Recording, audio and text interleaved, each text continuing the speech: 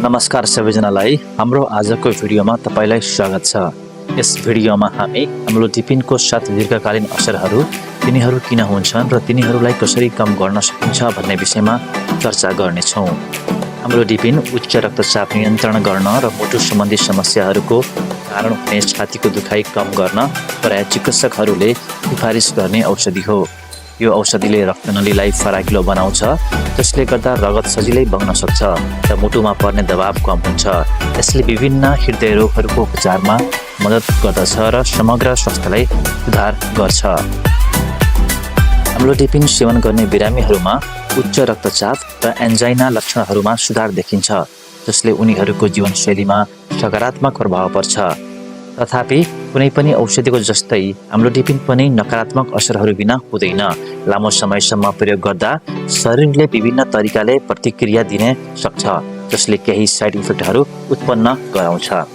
यी साइड इफेक्टहरू किन हुन्छन् भन्ने बुझ्न महत्त्वपूर्ण छ, ताकि तपाईले आफ्नो स्वास्थ्यलाई सचेत रूपमा व्यवस्थापन गर्न सक्नुहुन्छ।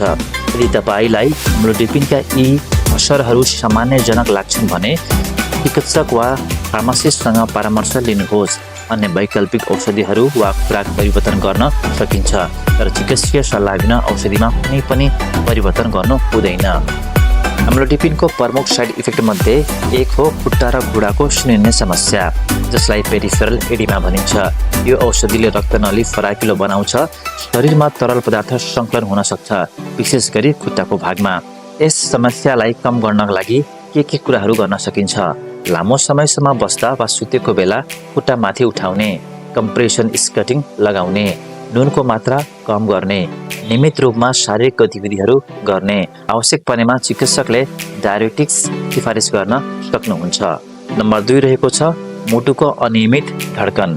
केही बिरामीहरूले अम्लोडिपिन लिँदा मुटु अस्वाभाविक रूपमा छिटो धड्किने वा अनियमित महसुस गर्ने अनुभव गर्छन्। यसलाई व्यवस्थापन कसरी गर्ने? आफ्नो लक्षणहरूको रेकर्ड राख्नुहोस्। क्याफिन र मदिरा जस्ता कुराहरू कम गर्नुहोस्। तनाव व्यवस्थापन गर्नुहोस्। चिकित्सकसँग परामर्श गर्नुहोस्। नम्बर 3 रहेको छ छालामा समस्या। अम्लोडिपिन लिने बिरामीहरूमा छालामा एलर्जी, रातोपन वा चिलाउने समस्या देखिन सक्छ। यस समस्यालाई कम गर्न के कुराहरू गर्न सकिन्छ? हल्का गन्धरहित स्किन केयर उत्पादन प्रयोग गर्नुहोस्। छाला राम्रोसँग मोइस्चराइज गर्नुहोस्। तातो पानीमा नुहाउन नछाड्नुहोस्।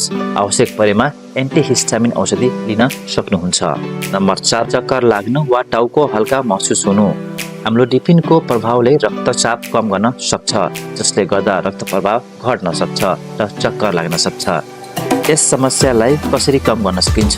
बिस्तारै उठ्ने बानी बसाल्नुहोस्। पर्याप्त पानी पिउनुहोस्। नियमित रूपमा व्यायाम गर्नुहोस्। धूम्रपान र मदिरा सेवन नगर्नुहोस्। नम्बर 5 रहेको छ निद्रा सम्बन्धी समस्या। अम्लोडिपिन लिने व्यक्तिहरूमा निद्रा सम्बन्धी समस्या, अनिद्रा वा आवश्यकताभन्दा बढी निद्रा हुने समस्या हुन सक्छ। यसलाई सुधार गर्न के कुराहरू गर्न सकिन्छ? नियमित समय अनुसार सुत्ने बानी बसाल्नुपर्छ। निद्रा अघि मोबाइल वा कम्प्युटर प्रयोग गर्नु हुँदैन। क्याफिन प्रोडक्टहरू सुत्नुभन्दा अगाडि हुनु हुँदैन। नम्बर 6 रहेको छ अनुहार तातो हुनु वा तातो महसुस हुनु।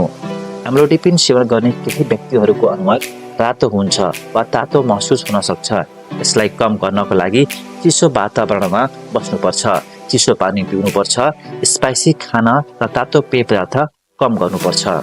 नम्बर 7 रहेको छ पेट दुखाइ वा अपच। अम्लोडिपिन लिँदा पेटमा गडबडी, फुलिने वा सामान्य असहजता महसुस हुन सक्छ। यसलाई व्यवस्थापन गर्नको लागि साना तर बारम्बार खाने कुराहरू खाने बानी बसाल्नुपर्छ। मसालेदार र चिल्लो खानाहरू खानु हुँदैन। फाइबरयुक्त खानाहरू खानुपर्छ। अन्तिममा अम्लोडिपिन उच्च रक्तचाप र मुटुका समस्याहरूको प्रभावकारी उपचार भए तापनि यसका केही दीर्घकालीन असरहरू हुन सक्छ। यदि तपाईले कुनै गम्भीर लक्षणहरू महसुस भयो भने चिकित्सक वा फार्मासिस्टसँग परामर्श लिनुहोस्। आफ्नो स्वास्थ्यप्रति सजग रहनुहोस्। जानकारीयुक्त निर्णय लिनुहोस् र उपचारलाई सही तरिकाले व्यवस्थापन गर्नुहोस्। धन्यवाद। यो भिडियो उपयोगी लागेमा लाइक, सब्स्क्राइब र सेयर गर्न नभुल्नुहोला।